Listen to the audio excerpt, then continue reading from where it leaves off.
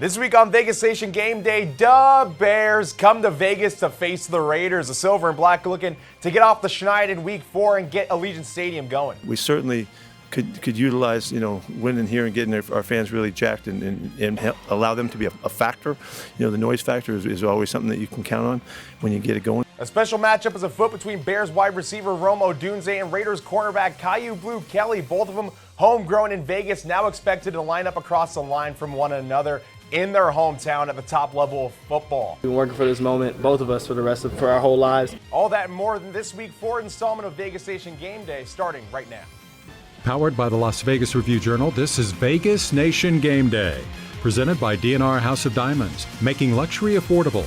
Located in the One Summerlin building in downtown Summerlin. Hello and welcome in for Vegas Nation Gameday. I'm your host, Dominic Lavoie. So the Chicago Bears coming to Vegas for a special matchup. As we mentioned in the open, and we're going to get right into that matchup. Raiders DB Kyu Blu Kelly and Bears wide receiver Odunze, each of them Vegas products. They both attended Bishop Gorman High School in the late 2010s before going to separate colleges. Now, these two did in fact play each other in college. Odunze going to Washington and Kelly attending Stanford, both schools in the Pac-12 at the time. So they have crossed paths. Kelly and Odunze, though, have not faced off in the NFL just yet until this weekend. Now, head coach Pete Carroll speaks on Odunze as a player from this week. He's a good player. Now, we watched him college too, so I've seen him a lot. They're going to him. He's the leading target guy, and they'll continue to do that, I would think. He can do a little bit of everything. He's really fast. He's good size. He's tough. He's making the plays. So, we know where he is. We have to be really conscious that we can take care of him. And Kyu Blu Kelly speaks on facing his old high school teammate in the NFL. His family and my family are there. It's super cool for them seeing our games in high school, and now both of them getting to watch us on the biggest stage. I feel like it's pretty cool, pretty awesome. We've been working for this moment, both of us, for our whole lives, and now we get a chance to showcase against each other on the biggest stage. So it's honestly super cool.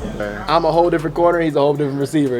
We're much older, we're much smarter, but at the same time, I feel like we know each other's nuances. We know how we play. We know how we get down. So it should be a good battle for sure. Playing him in college was the same way. I went to Stanford. He went to Washington. So same thing. How I get down, and we're always best friends off the field. So it's always forever. So yeah. Now for an outlook on this week's game, we bring in Vinny Bonsignore for his vision on Week 4. Well, all the eyes are going to be on the Raiders' offensive line on Sunday against the Chicago Bears at Allegiant Stadium. There's no doubt that that's been a bit of an issue for the Raiders so far this year. Pete Carroll made it pretty clear that Jackson Powers-Johnson, while he will play on Sunday, so will Alex Kappa, the right guard that he's been in a battle with, that Jackson Powers-Johnson has been in a battle with for playing time. So we'll see how that plays out. The bottom line, though, is that the Raiders' offensive line just needs to get better. They've given up 12 sacks. That's the second most in the NFL.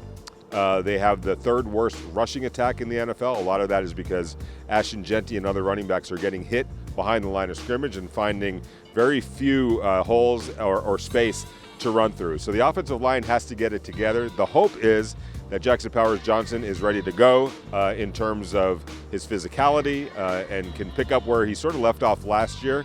But as a unit, obviously the numbers say they got to play better. And maybe that starts against the Chicago Bears on Sunday, who, by the way, are one of the worst in the league against the run, one of the worst defenses. They've given up the fourth most points in the league. They've given up a whole bunch of yards, including a whole bunch of rushing yards.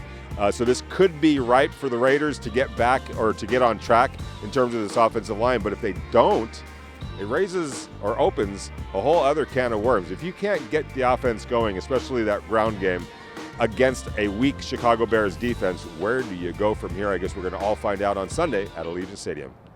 And now to keep things rolling here in this show, for the stat nerds out there, Heidi Fang joins the show for the Week 4 edition of the Hard Count.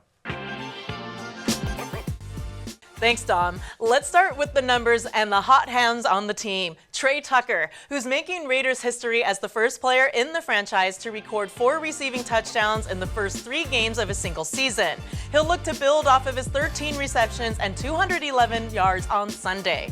Next up, we're going with the number 2. 2 receptions for Brock Bowers makes it his 21st straight game with multiple catches, which would tie Lions tight end Sam Laporta for the longest streak to start a career in the NFL among tight ends.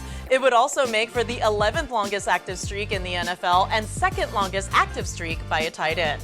What's more is if those 2 receptions are longer than 20 yards, Bowers would pass 4 tight ends, including Travis Kelce, for most receptions of 20-plus yards by a tight end in their first 21 career games since the year 2000.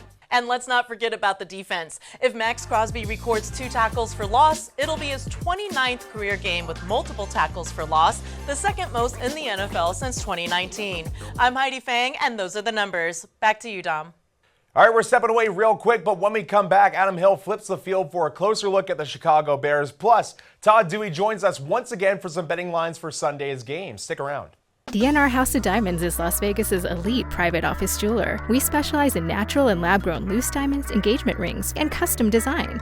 If you're looking for lab-grown diamonds, we have one of the largest selections at the best prices in Las Vegas. We make luxury affordable every day. All right, welcome back into Vegas Nation Game Day. Now for a close look at the Chicago Bears, we flip the field with Adam Hill. The Raiders are set to play the Bears, and to me, the most intriguing matchup this week is between the head coaches. Ben Johnson was the hottest coaching commodity there was this offseason. The Raiders really wanted him. The Bears really wanted him. He chose the Bears. Ironically enough, Pete Carroll, who before he got hired to the Raiders, also interviewed with the Bears. So a little bit of musical chairs with the coaching situation, and now they match up against each other. Why did Ben Johnson pick the Bears? He wanted the opportunity to work with a young franchise quarterback in Caleb Williams. The first 2 weeks didn't really look like it was working out, but they are starting to feel a rhythm. Last week, the offense really clicked. Caleb Williams, 4 touchdown passes, no interceptions. Started to look like the player that the Bears selected with that first pick, the one that Ben Johnson really wanted to work with. Expect creativity from the offense of the Bears like Ben Johnson did with the Lions offense. It's going to be a lot of fireworks, I think, this week, but the Raiders have a chance to show Ben Johnson maybe he made the wrong choice.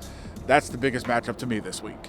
All right, now as promised, we can't let you go without some betting numbers. Todd Dewey joins the show to share some lines for the Bears-Raiders game. The Raiders opened as 2.5-point favorites over the Bears on the look-ahead line last week, but that number dropped to 1.5 on Sunday night after their lopsided loss to the Commanders and Chicago's impressive win over the Cowboys. It dipped to 1 during the week and to as low as pick'em. The total also has been on the move from an opener of 47 up to 49 and back down to 47.5 after sharp money showed on the under. Silver and Black are on a 7-2 under run. Ashton Genty hasn't scored a touchdown since the season opener at New England, but he's a -145 favorite to score a touchdown in this one, and the 5-1 favorite to score the first touchdown. Brock Bowers pays +145 to score a touchdown and is 9-1 to score the first touchdown. Geno Smith's passing yards prop is 252.5, and Jacoby Myers tops the list of receiving yard props at 65.5. All right, that'll do it here for Vegas Nation Game Day Week 4. Thank you all for tuning in once again and hanging out with us as we get set for the Bears game. As always, make sure to stay connected with us on social media at Vegas Nation and on the web at vegasnation.com. Plus, check out the Vegas Nation First and 10 post-game podcast to get immediate thoughts and reaction from the Bears game. But for now, this is goodbye. Enjoy all the action, and I'll see you all next time. Powered by the Las Vegas Review-Journal, this is Vegas Nation Game Day.